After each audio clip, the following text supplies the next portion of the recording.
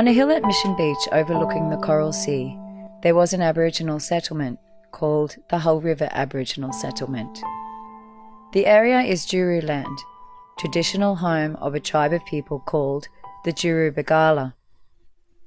The English words Aborigine, Indigenous, Native, Black, or Savage have the effect of grouping the original Australian inhabitants as one people.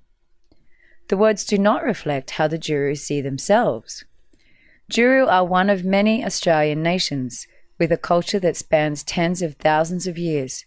They had laws to protect valuable areas and food sources, laws that describe marriage, burials, rites of passage, and conflicts. They did not see themselves as above the environment or its master. They saw themselves as part of the ecosystem and guardians of the area that they call their country.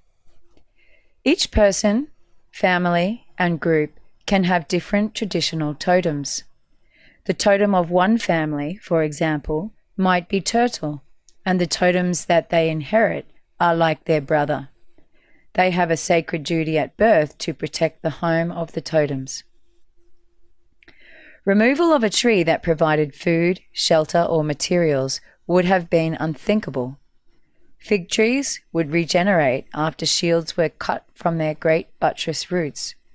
There was no logic in cutting it down for the use of one generation.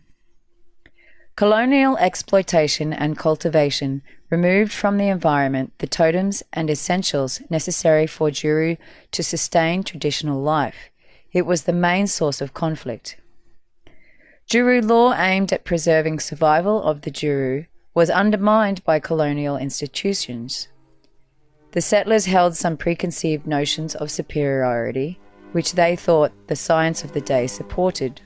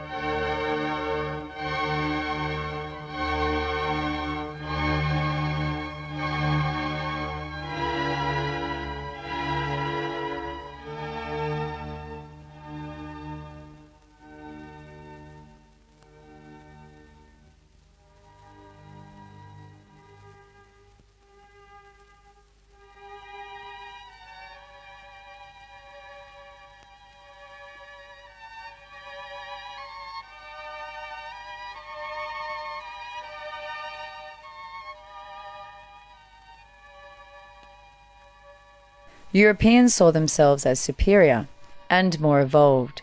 It was the Djiru people that had evolved to thrive sustainably in their country. They relied on their knowledge and their memories of stories. Nature reveals its hidden secrets to those who live closest to it. Thousands of years of trial and error and continuation through the generations of the stories of plants and nature were the treasures of the Djiru people. Reliance on stories and memory also enabled them to evolve culturally and spiritually. What today we call sorcery or magic, miracles or faith, God or spirit, are all evolution of culture. The settlers also brought with them beliefs in the form of Christianity. This article that appeared in the Cairns Morning Post, Wednesday, 31st of October 1906, gives an insight into the church's thinking. the Northern Blacks. In pressing the claims of the Aborigines upon the Church, the Right Reverend Dr. Donaldson, in the course of a sermon at Christ Church, Milton, recently said it was first necessary to overcome the prejudice against the Aboriginal, which he was ashamed to say existed throughout Queensland. He granted that the Aboriginals were probably the lowest race on earth from the anthropological standard, that it was difficult to teach them, that there had been cases where the Aboriginals had turned out to be dangerous because they had been taught, and that within a generation they might all die and the problem would solve itself. But he would add, that was a view no Christian dared to take. In its purity, Christianity has rules that are unbreakable, with dire fate waiting any who break them. As an institution and a tool for colonization, however, the rules of Christianity proved to be flexible, optional, and overlooked. When the institution of Christianity, known as the Church, had a chance to call out those that were breaking its rules, it chose instead to protect the institution and remain silent. The places which the Djiru held sacred had rules about who could enter them, who could know their whereabouts, and what objects could be placed in or removed from them. The punishment for not following the rules was often a sentence of death. The Djiru were practicing capital punishment long before settlers and explorers arrived on Djiru country. In Australia, capital punishment was widespread. Its common use in colonial Australia, combined with armed militia, meant that conflicts resulting in death were part of normal colonial life. The new rule of law forced on the Djiru people destroyed their own system. Enforcing the new laws was seen as salvation for a people, the settlers, the church, and the colonial empire, described as primitive savages. All the rights of the Djiru, misunderstood, misinterpreted, and falsely reported, were seen as primitive and pagan, and were banned in religious and government settlements, unless they were used as entertainment for visiting dignitaries. Morality and shame also evolved differently between European and the Djiru people. How clothes were worn in this era was seen to depict a person's morality. The lack of clothes set the Djiru apart from the European settlers. It also divided the Djiru people into those that would conform and those that would not. In a world where clothes were only used to stay warm or for use in ceremonies where people saw everyone's nakedness every day, the lack of clothes didn't represent a lack of morals, it represented the norm. It was very confronting to the prudish morality of 19th century settlers. The settler dispossessing the Djiru people for personal gain used nation building and patriotism as excuses that gave them a justification their conscience could live with. Certainly the leaders of the time promoted the superiority of the European and encouraged outrage, hatred, and collective fear.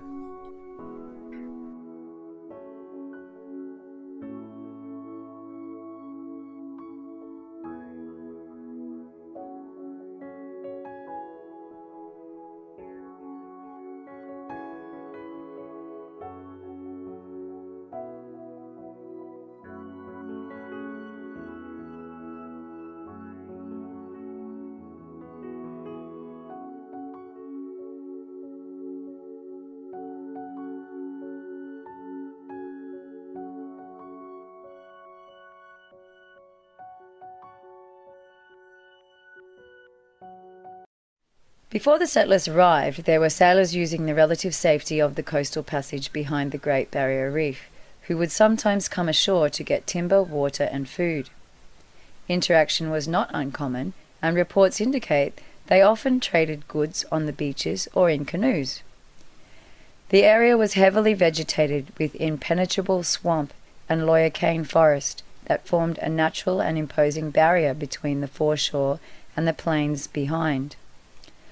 Lawyer cane is covered by hooks and grows so thick that it entangles and disorientates the uninitiated. It was formidable country, full of crocodiles, snakes, stinging plants, stinging fish, stinging insects, poisonous fruit, and an armed and protective group of people. While the rest of Australia was being transformed, Djiru country stayed virtually untouched. In this era of discovery and European settlement, it was only a matter of time before someone would try to press a claim on Djiru country. Edmund Kennedy decided to explore the Djiru coast, heading inland from a small bay now called Kennedy Bay. Kennedy and his expedition were harassed at every stage by the terrain, the animals, the weather, and the inhabitants. He obeyed none of the long-established protocols that visiting tribes had over thousands of years put in place. Challenges by local warriors were seen as attacks by the explorers. The practice of the day was to shoot first and establish fear and respect by killing, rather than risk failure of negotiation with usually numerically superior forces. In 1882, Christy Palmerston, a North Queensland pioneer, prospector and explorer, wrote about a massacre that occurred near the North Johnstone River.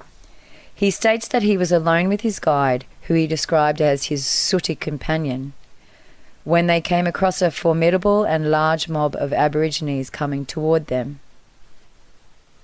It was not an accident. The local tribes knew he was there. He states that they were armed with long swords and large light shields.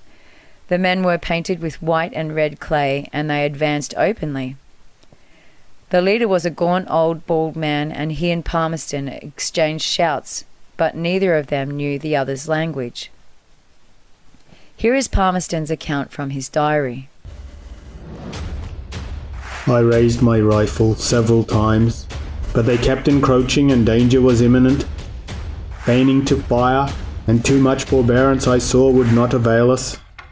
So reasoning being a bit beyond these cute creatures, they had to be submitted to the usual ordeal. Their shields may answer very well for the purpose of their wars, but my rifle drilled them as if they were sheets of paper. 4 of this old general's comrades ran to his assistance when they saw him wrestling with death. I ceased firing, because they seemed so helpless and at my mercy. But on seeing a seam of blood oozing from the ghastly wound, they became very excited, commencing a hideous and diabolical howl, accompanied by apish antics.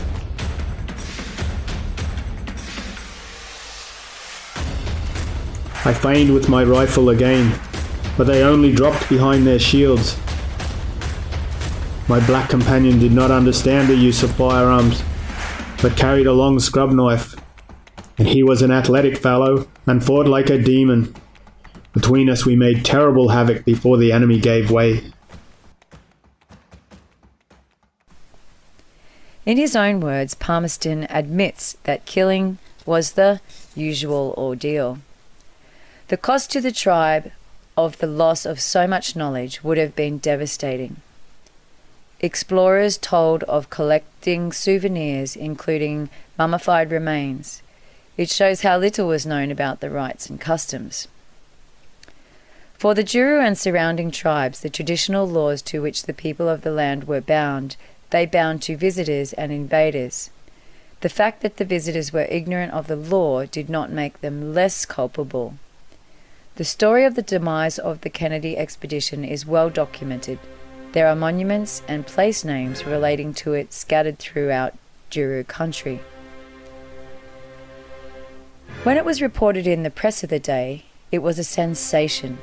It set the tone of fear and retaliation for interaction between Djiru and European settlement. All the people in the area were branded as savages and murderers and were not offered protection under the law. The assumption of innocence, the right to protect property, or the right to defend themselves against foreign invasion was not applicable to the Djiru. The grouping of all the people in the area as one people by the European settlers added to the collective fear. The Djiru, who may not have had any hand in the death of Kennedy and his men, were implicated because of the proximity of his landing area. The immediate area surrounding the Djiru changed rapidly after Kennedy's expedition. The township of Cardwell was established and a road pushed west and south. But still, in 1872, There were few settlers brave enough to visit the area north.